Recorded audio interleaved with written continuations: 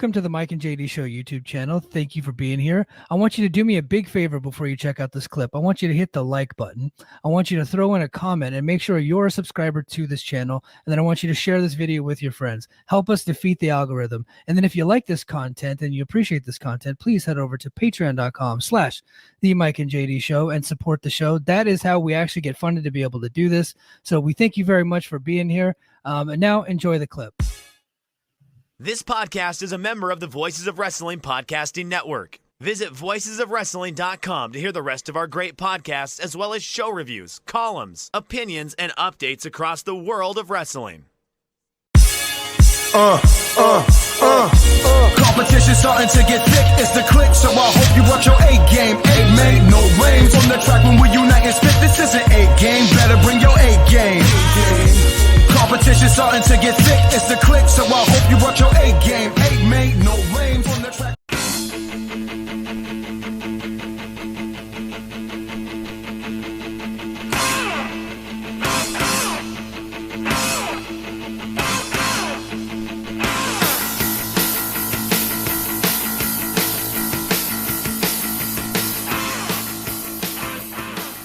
And JD and I believe it was Muse, we were just in our chat, and I think we were just talking about kind of like, you know, Sting's greatest feuds, and it was kind of leading towards Sting's final match at AEW Revolution coming up, and we were tossing around ideas for his greatest feuds, and one of mine, and we were naming a bunch of them. One of mine was Vader, so that's the theme of today.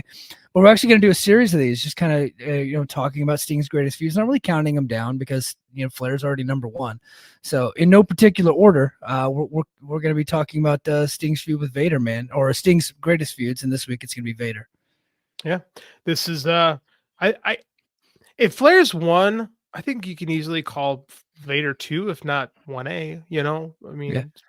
It's pretty awesome stuff. Like in a fallow, I'm using that word, using it in super speak, I'm using it here too. In a fallow W, this was kind of the lifeblood of the company. Yeah, because their greatest matches occurred from 92 to 93, and which was a very dark period in WCW, and it was not the fault of these guys, because these were big time matches, and they were awesome matches, and they had such great chemistry together. And I always felt that Sting was at his best when he was fighting monsters, because he's no small guy, but back in the day he was not a super heavyweight, so he was kind of WCW's version of kind of like a mix between Hogan and Warrior, except he could really fucking work. He was super, super athletic, and drew tons of sympathy from the audience. So when people were beating them up, they actually would get upset about it, and they would care. And he did a great job at that. And I just felt like he was at his best in the ring with big guys, and there was no better opponent for him in that vein than Big Van Vader. Between Sting and Warrior, when they both got in the business, neither one of them was any good. Sting's Watts territory, unlike Warrior, who went to Texas. I think that actually had a huge impact on Sting, because like in the Watts territory, you had to work, and Sting learned how to work. Mm-hmm. And then he stayed in WCW, the working man territory, right? He was in there with Ric Flair just about every night for years, right? And then everyone he worked with was a good worker. You can't not be good. Like now he's 60, tremendous still. Knows how to get a reaction from a crowd, like a visceral, like reaction from a crowd.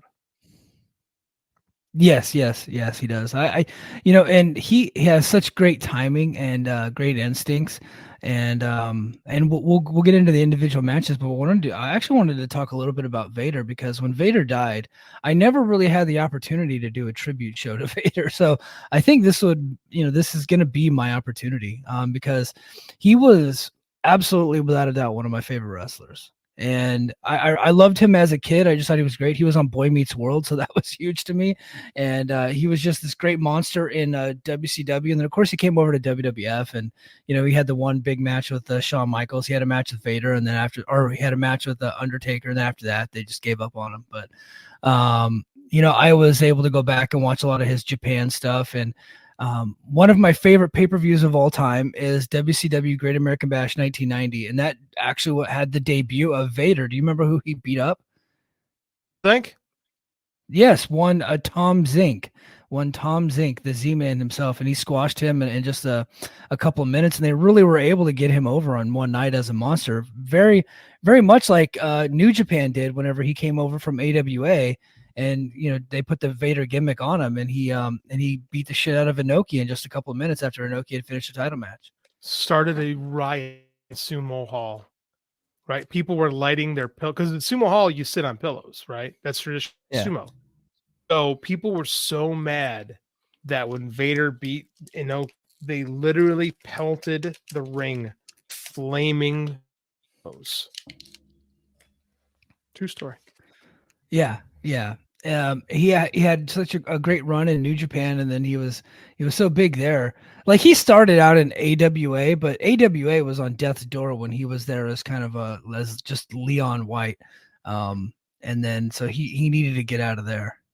Hey, Mike, you want to hear a fun coincidence? Do you know who the Big Van Vader gimmick was designed for? One Ultimate Warrior.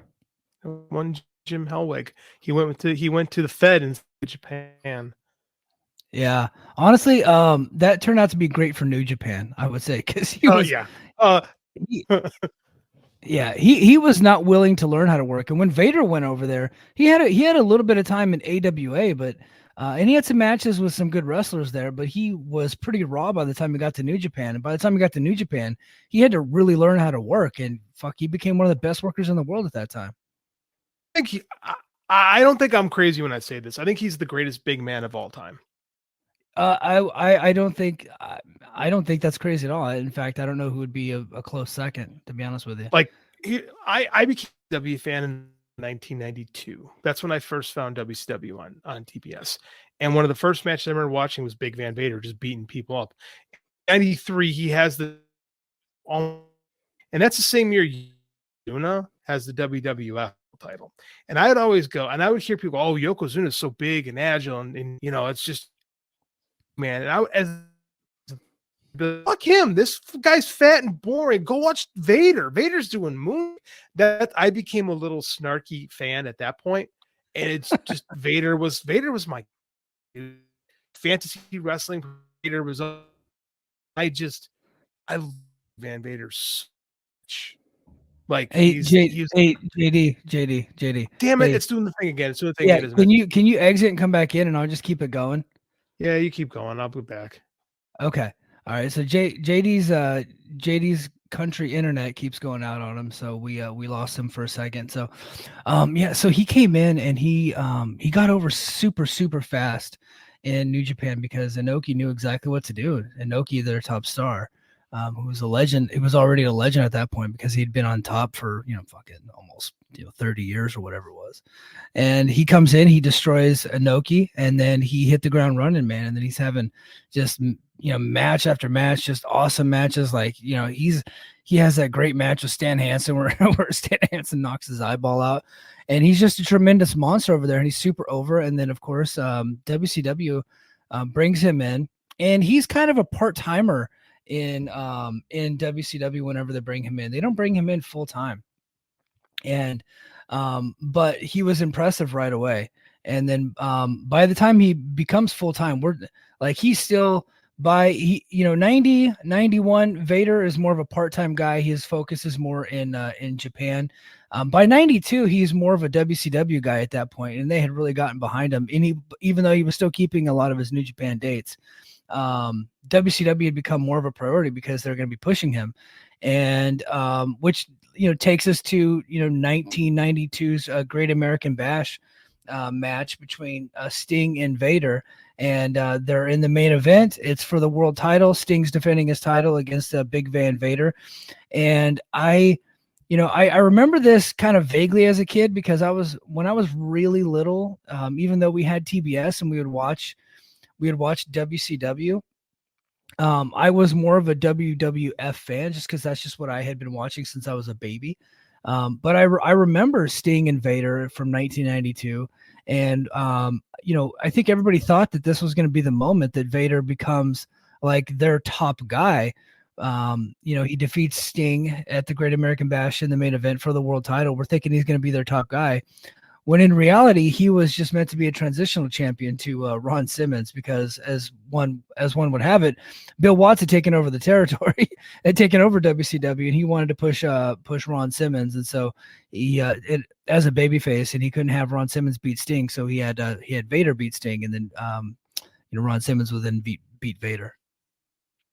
Oh, I lost JD again. I thought I had JD there for a second. So let me go to the match. So the match was, tremendous. It was it got 4 stars by Uncle Dave, and it got a 7.83 rating from Cage Match, and we'll go to some of the comments here. Here in Cage Match, this guy gave it an 8, and he said Sting and Vader were destined to fight each other. The crowd is wildly behind Sting, and this match is a banger. So I love Crow Sting, but Surfer Sting is at his best during this era, even if his storylines weren't. And then another guy says, this is my favorite match ever, and was such a breath of fresh air to see a rule breaker win without cheating against the top guy. Yeah. I mean, he beat Sting clean in this match. So the finish comes when Sting actually goes to do a Stinger splash, and then he ends up Vader moves essentially, and then Sting hits his eyeball on the post, takes basically the Sergeant Slaughter bump. Vader went to go do the 3 count after that with blood all over his face, or Sting had blood all over his face. Vader went to go pin him. Sting kicks out, and then Vader hits a powerbomb, boom, and then just pins him clean. So JD, more memories of early WCW Vader, and then tell me what your memories are of the Great American Bash match between Sting and Vader. My early memories of Vader, and please, I hope God this freaking works. My early memories of Vader are just watching this big man do things that big guys on the other channel didn't do. Right? Yeah. Moonsaults. He beat up guys violently. Like you'd read Pro Wrestling Illustrated and you heard about Joe Thurman, this guy who Vader legitimately broke his back with a powerbomb. Right, he would do I remember the Vader public workouts where Vader would come out there and would beat up robbers at once. He was the champion. Like that, the Vader 1993 run is to me like the template for what a heel monster champion should be. And WCW never had a guy like that, right? Because they had heel champs, but it was Flair, right? It was the guy who would always kind of outsmart the baby face or sneak the wins or just, the heel champion. Man, not Vader. Vader beat you in submission. He just beat the shit out of people. I love the guy. He was awesome. Yeah, and that was on full display during this match because Sting was such a great babyface, and Vader phenomenal. Just played such a badass monster heel, and he didn't like in WCW. He didn't have any chicken shit heel in him, right? He was just he was bad motherfucker here. When he gets to WWF, they make him into a chicken shit, which totally killed his aura, because that's what Vince had to do. Vince had to make everybody the same fucking heel. We couldn't have anybody threat as a champion, as a heel champion until Triple H. It makes me so mad. I remember I broke. This is when I stopped watching WWF in the 90s. When Vader ran away from Shawn Michaels. Yeah, like, of all people. I can't. I hated babyface Shawn Michaels. Like, I'm like that's when I just stopped watching WWF for a long time. This 450-pound monster is running away from this 200-pound crybaby. Like, I couldn't do it. Couldn't do it. Yeah. So he was just he was a bad motherfucker heel, and he would just pummel guys, and he did that to Sting, man. This match was like this was a New Japan style match in WCW. It was just super hard hitting, which makes sense because both guys worked New Japan during this time, and then Bill Watts is leading the charge here, so he wanted everything to look real. Yeah, and that's what Bill Watts did, and so that's what they did in the Mid-South territory. So, and Vader's perfect for like a Bill Watts like heavyweight champion. If you look at the Mid-South champions that he had, he was like right in that vein. Football player. Yes. Yeah. And a good football player. I meant to bring this up. Do you know where so he went to Colorado and then he got drafted by the Rams. Do you know where Vader was born actually? No, I don't.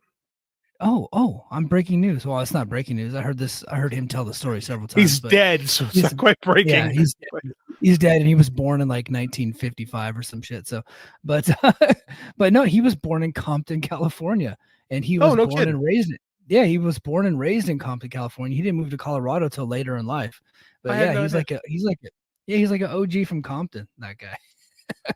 I'm gonna have to It's assume pretty funny to hear. Compton was different in the 50s. Yes, much different. Yeah, it's kind of cool though. Yeah. I'm surprised he never steered into that. I'm from You never Compton. steered into it. You never steered into it like on TV for his wrestling character, but whenever he was on Conan's podcast back in the day, he totally steered into that. Did he really? Like, I never heard him. Yeah. This was back when Vader was kind of like going crazy on Twitter and warring with Will Ospreay and all that, and like he was kind of melting down. This is like a couple years before he died. So, CTE. We legitimately think Vader probably was dealing with some CTE toward the end. Probably a little bit of that. Probably some depression and some alcohol and pills. I think at one point he like took a naked picture of himself and posted it online. So like, brother was going through it. So the JD, I was telling the audience the cage match rating for this match for Vader versus Sting 1992 is 7.83, and it got 4 stars from one Uncle Dave Meltzer. So that's a pretty damn good rating.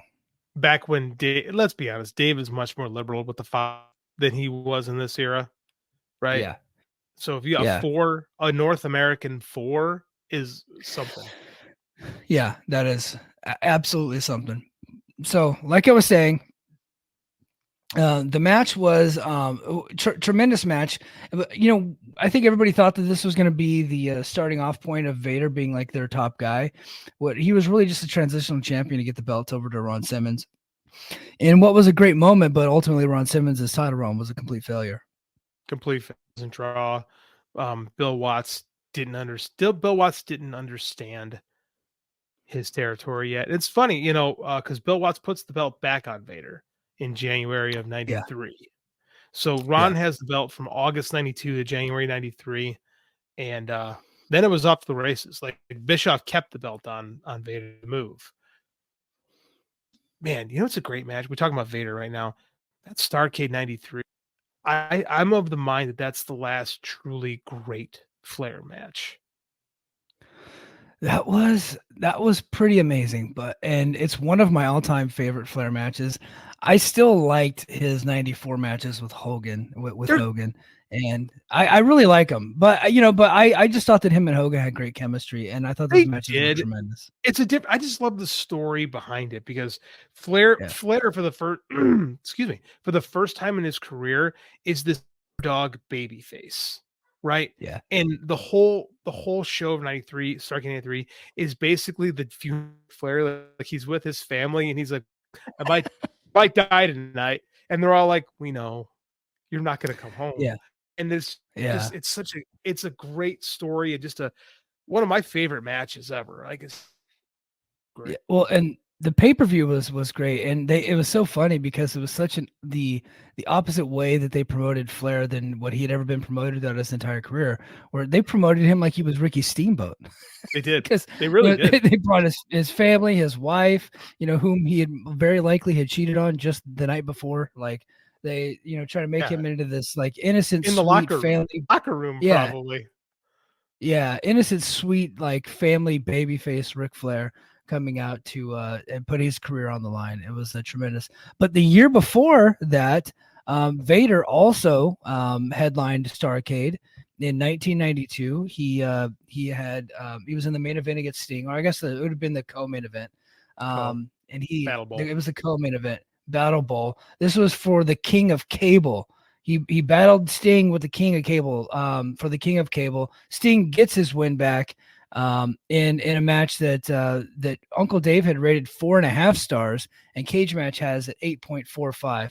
This whole match was fucking great, and it was another. So there was a moment in the Great American Bash match where like Vader is across the ropes in the corner, like on belly down, and then Sting goes under him and then lifts him up for a Samoan drop. But he's selling the Samoan drop and like going, like shaking, getting the crowd behind him. And then he just dramatically falls on his back. Well, in this match, they do this, they do it differently, or he's doing the same thing, finally gets the Samoan drop, but powers him up and then just slams him back down, kind of as like an ode to the previous match. Crowd was just going insane for this whole freaking match. Sting gets the W here after getting the shit kicked out of him literally the whole match, but the crowd was so on fire for it. So like I told you, I became a fan of WCW in the November of 92. Right. So I following cable was like my first bit of WCW fandom. Right. Because I remember that I turned on the cable tournament, and then that saw later in the pre-broadcast there was Vader in the King of and the cable tournament. I didn't have the background. I was just a new fan. And like, so this was that feud to the King of Cable match was my intro to WCW in general. It's like my my Graceland, so to say.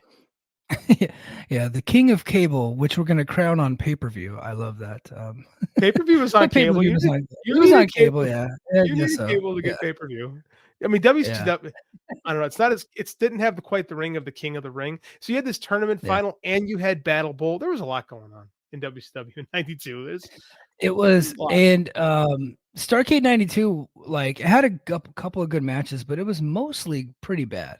Like it did not get rated very highly, but they had a tag team match there. Let me actually, well, I'll go back and take a look at what else they had on. Oh, that's the wrong one. Oh, let me get into some of the comments. It said Sting and Vader tell a great David versus Goliath story. The desperation and Sting comes through in his moveset. The story is Vader gets tired and sloppy. Great match. Guy gives it a 9.0. And then another guy, his name is CM Funk, by the way. CM Funk. Funk. So Sting and Vader go at it again on WCW pay-per-view in this King of Cable, whatever that is. These two really went at it, and Sting gets his victory over Vader in one of the best matches in '92. And then a great commentary here from Jim Ross. Jesse is okay too, I guess. It's really violent match with stiff shots. So I'm going to go ahead and say that I like the duo of Jim Ross and Jesse Ventura, and I thought they added to both of the '92 Sting versus Vader matches. I thought they were great in these matches. I like Jim and Jesse because, again, that was my first team. But you could tell they don't like each other, and I think it kind of helps give some like it's not like when Heenan and Monsoon would like fake hate each other, but you can kind of see through it. Like there's a legit like tension between those two where they're like trying to one up each other the whole time. That I think kind of it adds another dimension to the commentary. Like Jesse and Tony liked each other. Like in '93 when Jim's gone, like you could tell that Jesse and Tony like get along, but they have like a WWF vibe to them. But this is different. I agree. It adds to it. Like, cause there's no one better at creating drama in pro wrestling than Jim Ross. And like, God, these matches were all about drama. They were all about like Rocky Balboa stories, basically. Like Sting is Rocky in this, like trying to climb this unmovable mountain. It's good shit, man. Yeah. So right after this match, so I think they went like a little over 20 minutes in that match, and it was a brutal match. And then right after that, they go into the Battle Bowl final battle royal, and it's a Van Hammer, Vader, Muta, Sting, Spivey, Steve Williams, Barry Windham, and Dustin Rose, and everybody had a match earlier that night. So, and that match got 4.67 based on 14 votes. So Sting and just worked this match. They also worked their Battle Bowl matches. The WCW lineup is so depleted. They all do like triple.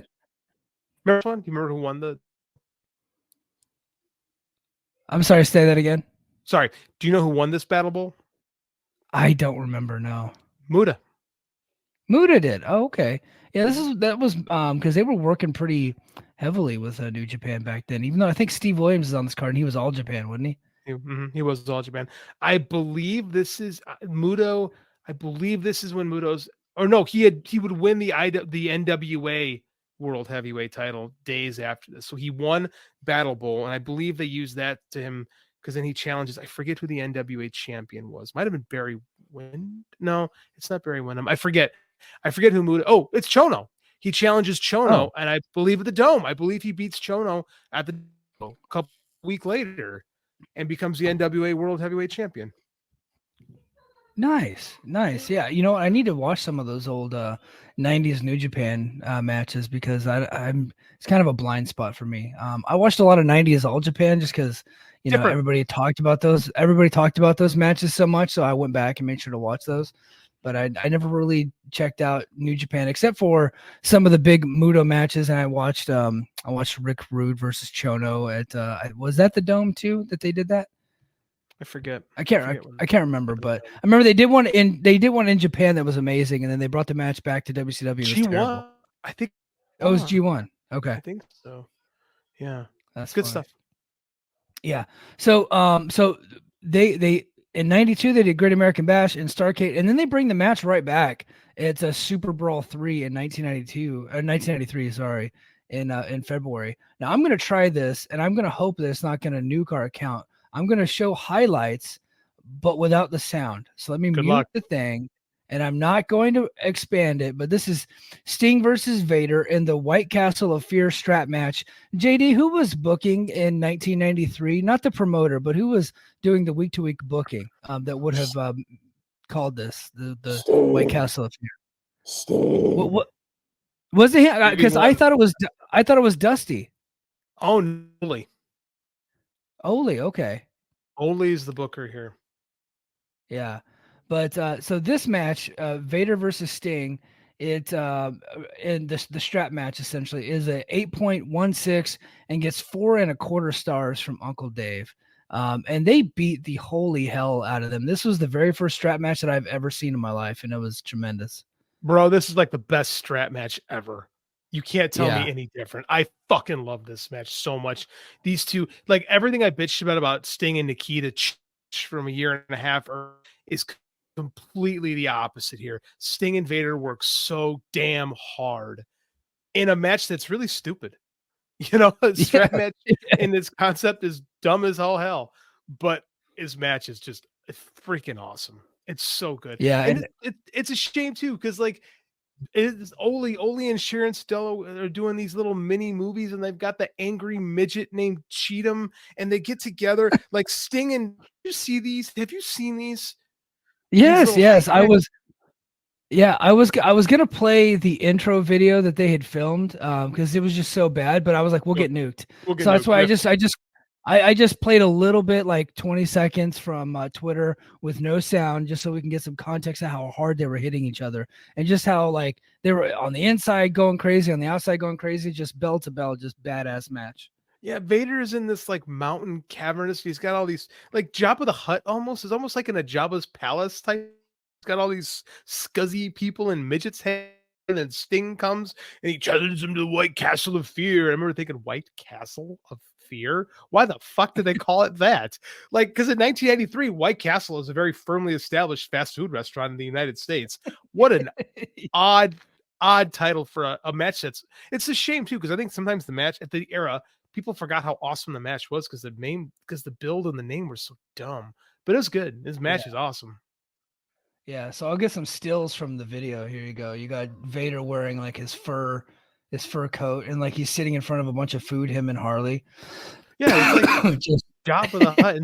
And Sting's got these Brian, he doesn't have the paint, but he shows up in a suit and these Brian ass glasses. So fucking weird. It's so weird. JD, you're an expert. What's this comic book that we're looking at here on the right-hand side? You see that? Yeah, I do. It's mimicked off of it looks like it's mimicked off of an X-Men book. I can't tell really. Okay. That's pretty cool though. Yeah, it is. I like it. Because the White Castle of Fear, Stinger. God, I love Vader so much. he's the greatest. He is the greatest. Like, again, all monster champions should just emulate Vader. Because that run Samoa Joe with his current run, he should just watch Vader from 1992-93 in WCW. Kind of. I would be perfectly fine because Joe's got his own vibe though. Like to be Vader, Joe just got to be Joe, right? If someone else becomes like a really hot monster, they should try Vader. Yeah. So here, let's go to some of the comments. So again, Dave gave it 4.25. Cage Match gives it 8.16, and that's based off of. It doesn't tell me 107 votes. So They say Sting versus Vader 3 in 93. I love these guys beating the hell out of each other. This wasn't their best match, as I thought the Starrcade match was the best, but still great. Okay, well, here this guy gives it a 5. Hold on. This is T Law. Says really disappointing match between Sting and Vader. The match was slow and boring. What? And the blood and the action on the outside of the ring were good, but as soon as they came back in the ring, the match became dull again. Okay, I don't know about that guy. He probably just doesn't like probably just doesn't like the idea of a strap match. Yeah. Zach Attack says he gives it a 9.0. So this is a classic match, just so fun to watch. I did not expect it to be this good. But it is pretty brutal as well. A very good match. And then ignore. Oh, this is pretty. This is right up our alley. Ignoring the dumb White Castle of Fear name. This was a really good match. Vader and Sting beat the hell out of each other pretty much the entire time. Vader proved in this match, like many others, he was one of the best big men when it came to selling for smaller opponents, and his willingness to take bumps. The strap shots he took on his back were brutal. Good on WCW not going the obvious route and having Sting win as well, which was the usual par for the chorus and blow-off matches back then. Great ending to the card overall, especially after the 2 previous matches. So that is a hell of a 3-match series between these guys. And it really cemented Vader as a top guy in North America, I would say, because he was already a top guy in in Japan, but now he's a top guy in North America, and it was because of his feud with Sting. Sting made him, right? Especially because Vader wins the rubber match. I remember watching this, my first pay-per-view I got for WCW, convinced Sting was going to win the title.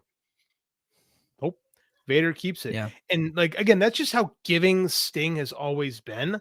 Like a lesser baby face, say Hulk Hogan, would have made sure to eat Vader alive and just kill all his momentum. No, Sting lets Vader go over, right? They keep Vader strong, and he has just this epic run and goes on to have this amazing feud with Mick Foley. He feuds with Mick Foley, Sting, and Davey Boy Smith at the same time in 93. It's awesome. Yeah, very awesome. Well, Sting and Vader, they actually had between 1991 and 1994, they had 23 matches. Most of them were some variation of tag matches. The first one was the first time they were ever in the ring with each other was actually the Chamber of Horrors match in at Havoc 91. Yeah, so they fight and they did some television like main events, but the 3 big pay-per-views were Great American Bash 92, Starrcade 92, SuperBrawl 3 in 1993, and then in 1994 they actually have a match on Slamboree. I'm trying to find it. Slamboree. Yeah, Slamboree 1994, the International World Heavyweight Title match. Sting defeats Vader 1354 in Pennsylvania. Legends Reunion. I actually remember that show quite well. Me too. Yeah, and let's just see what the cage match rating for that one was, just for shits and giggles. I remember it being a really good match, but I don't think it was to the par that. Yeah, it was 3 1/4. So WCW is starting to kind of wind Vader down in like 1994. He ends up jobbing to Hogan in 95, and then he makes, or was it 95 or 94? It's end of 95. No, I'm sorry, it's 90. It's summer of 95. Yeah. So after, it was crazy. After Blair Hogan, they had a nice thing with Hogan versus Vader, and you hit up Hogan's alley, right? Mm-hmm. I was afraid of him. Didn't want to work with him. Hogan didn't like that Vader was stiff, which is pretty hilarious because when Hogan goes to Japan, like he lets those guys tee off on him. He'll do whatever the Japanese guys want. Like his matches with Muta were awesome. Hogan and Muta, but for some reason he just would not let Vader hit him. So they actually have some pretty fucking Barney style matches, man. This was afraid. He just thought Vader would kill him. Yeah. Right? Because Vader beat the hell out of people, and he probably Hogan up. And shame, because it should have been a Starrcade main event, right? That should have been a huge. But it gets. God, 95 95 Pro Wrestling, atrocious overall. Yeah. So Hogan essentially kills Vader's career in WCW. He goes to WWF, doesn't have much more success there, and then eventually makes his way back to Japan. I think he goes back to All Japan, and then he ends up in Noah for a little bit. And he does All Japan, and then I know he ends up in Noah, and he actually has some really good years there. back in Japan, and then he was pretty much toast after that. Dude, he has his comeback run in Japan where he feuds with Misawa over the Triple Crown title, and he is like some of the best work of his career. And he actually names the Noah belt the Crown Vader. Yeah, he was. So did and JD, you were cutting out a little bit there. God damn it! So it's okay. It's okay. Vader named the Noah title the Global Honor Crown, so he named that title. Now I guess, Michael, you know the history of Noah a little bit better than me, and maybe this is a better question for Justin. Was Vader part of that exodus from All Japan to Noah, or did he just end up going to Noah later? He's part. I apologize, my internet kills. He is part of the exit. He's part of the exodus because the exodus is just the Japanese tag. But okay. Vader does follow because I think I might have missed this. I said in All Japan in '99, Vader had this fucking amazing feud over the Triple Crown.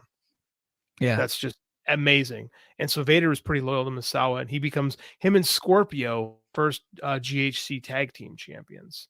So Vader's like kind of done at that point, but he's one of the first gaijin to work in Noah.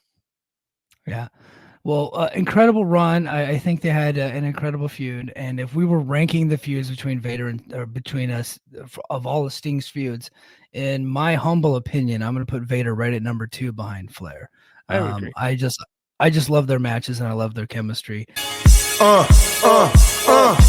Competition starting to get thick, it's the click, so I hope you watch your A game. A made no rain from the track when we unite and spit. This isn't A game, better bring your A game.